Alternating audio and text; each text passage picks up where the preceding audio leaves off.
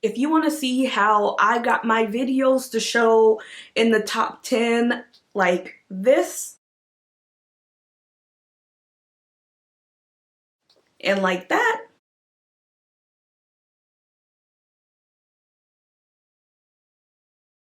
stay tuned.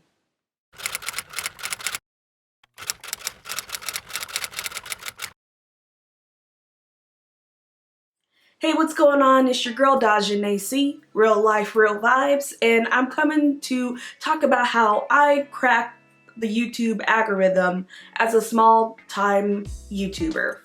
So a disclaimer, if you're not willing to put in the work, this isn't the video for you. You got to put the time and effort into achieving anything that you want. So I'm gonna provide you tips, but ultimately, you still have to use them yourself in order to be successful. So the first thing we're going to talk about is the YouTube algorithm. So the first thing that you need to do is that you need to research the things that you want your YouTube page to be about, or if you already have started a YouTube page, search for those specific topics. Look at what is charting at the top. Look at even the small YouTubers that are getting their videos shown. So I spent time researching and I figured out that there's certain keywords and there's certain things that the algorithm picks up on. Now, there's other videos that talk about that, and I will also have those linked below, because what I did was that I researched different people that talked about the algorithm, and I put different pieces together to create a system that worked for me. Like Think Media, Sunny, Jade, Roberto Blake, Nick Numhim.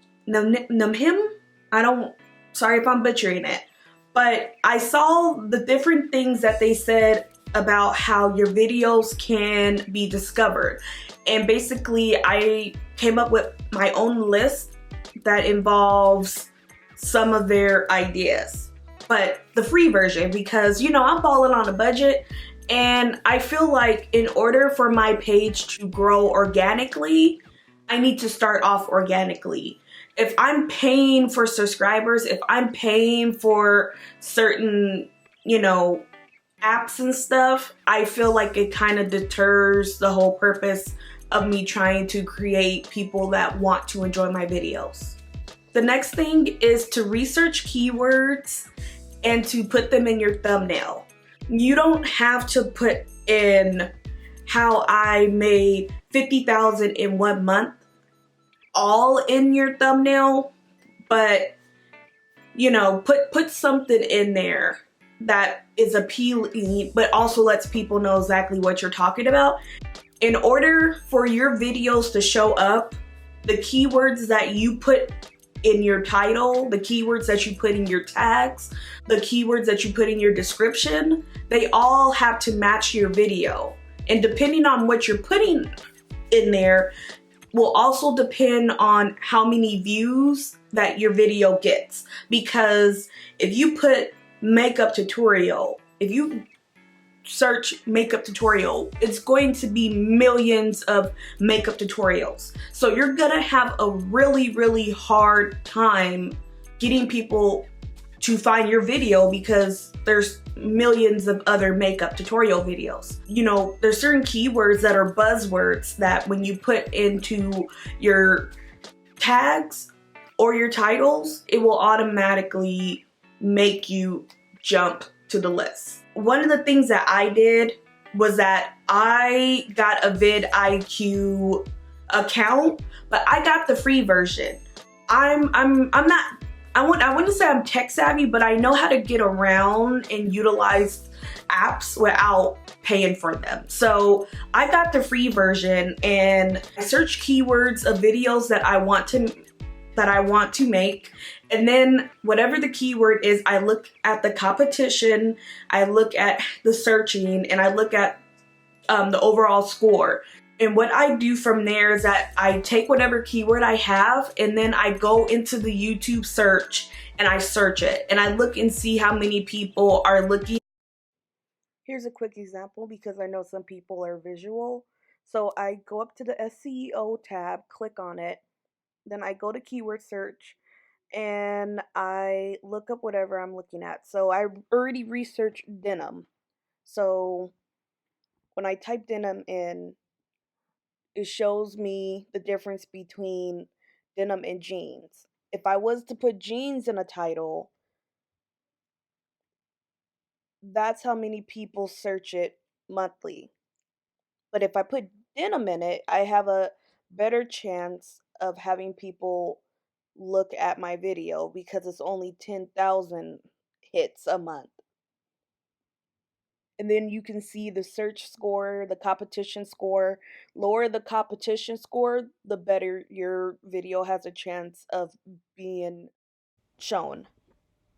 I did that with my DNA video. So like I had it labeled differently, and then I went into vidIQ and I looked exactly at what like gets monthly hits and what number the competition score is, and it had a low competition score. So I changed that video and I started getting hits and hits. Like every day that video is my highest rated video, and every day people are clicking on it. Number 3 is create content and create a lot of it. Now, I don't think I have to be the one to tell you that because everyone tells you that. But it's honestly true. The more consistent you are, the more product that you make, the more people are going to want to click on your videos. The more people are going to want to look at other videos. And also, that's going to increase your views. In order for you to reach the 4,000 hours of watch time, you have to have views. And one of the things that I really got good at, or at least I'm trying to get good at, is posting consistent. I try to post at least 2 to 3 videos a week. I know that's hard for most people. It's hard for me because I work full time. So what I do is that on my day off, I record at least 3 to 4 videos. And then that way, if something happens the next week, I'm not worried about me not having content to post. So that's one thing that I did, and I think that it would be beneficial for most people to do, unless you're a person that's making content where you have to be in the moment. Then that kind of doesn't,